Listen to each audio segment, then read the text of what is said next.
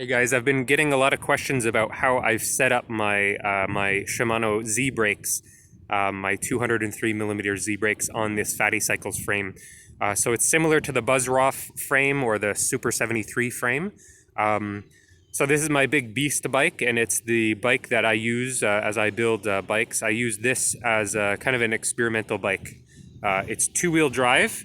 We have a phase runner running the front wheel motor, and then a BBSHD with the built-in controller running the rear, and it's coming off this 52 volt battery for both motors. So this is primarily used as a regen motor, and it's a rear motor. It's a chrysolite motor, but we move things around so that we can use it on the front fork. So I'm going to show you the dropout. So it's 180 dropout, millimeter dropout. So some people are having an issue with fitting the IGHs. This one is the internally geared hub. It's the Sturmey Archer Classic, man. It's the SXRK3. So how this was fitted and lining up the brakes, as you can see, if you have any complaints about my bike being dirty, you're gonna have to just deal with it because it's winter. It's coming off spring now. So there was nothing funky that we had to do with this rear brake. So it's just the adapter.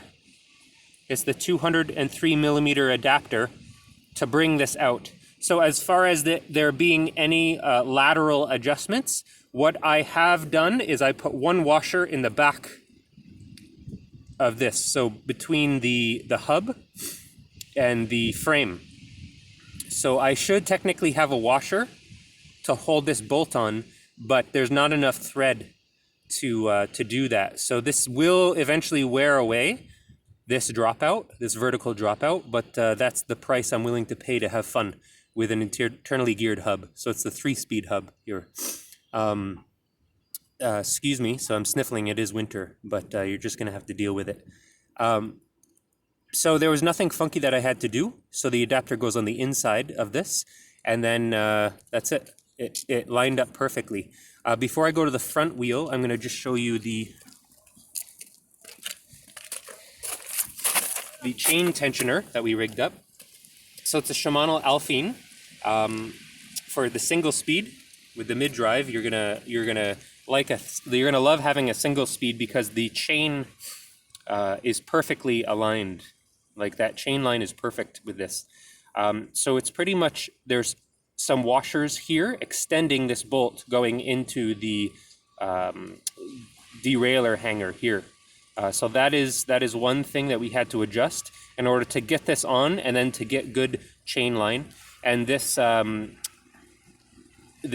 cog is switched around. So there's going to be a big truck coming through in a moment. I'm just going to have to pause the audio.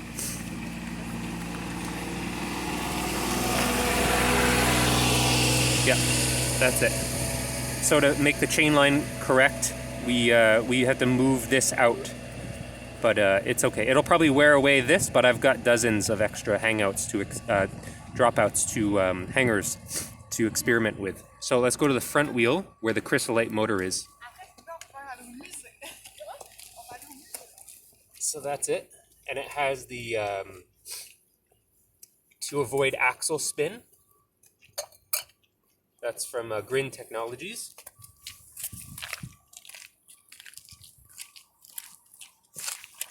So here, because this chrysolite H-series motor is made for a rear tire, a regular rear tire, I think it's 135 millimeter axle.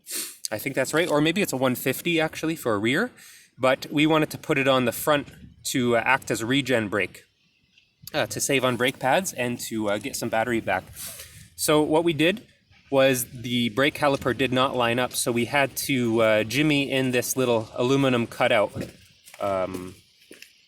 So using long bolts, long stainless steel bolts, aftermarket, they did not come with the Z brakes. We had to extend it. I'm going to try to show you so that the brake caliper could go further in. So if you guys have any other questions about how to fit chrysolite rear motor on the front, let me know. Man, I'm gonna have to replace these. Good thing I don't really use my brakes anymore, because I'm gonna have to replace these rotors. They're getting pretty paper thin now after over 10,000. I think I have about maybe 15,000 kilometers on these bad boys. So let me know what you have any questions. We can talk specifics if you want. So those are the 203s, Shimano Zs, and the SX RK3 Sturmey Archer 3-speed, built into a Phattycycles hub, or Phattycycles frame.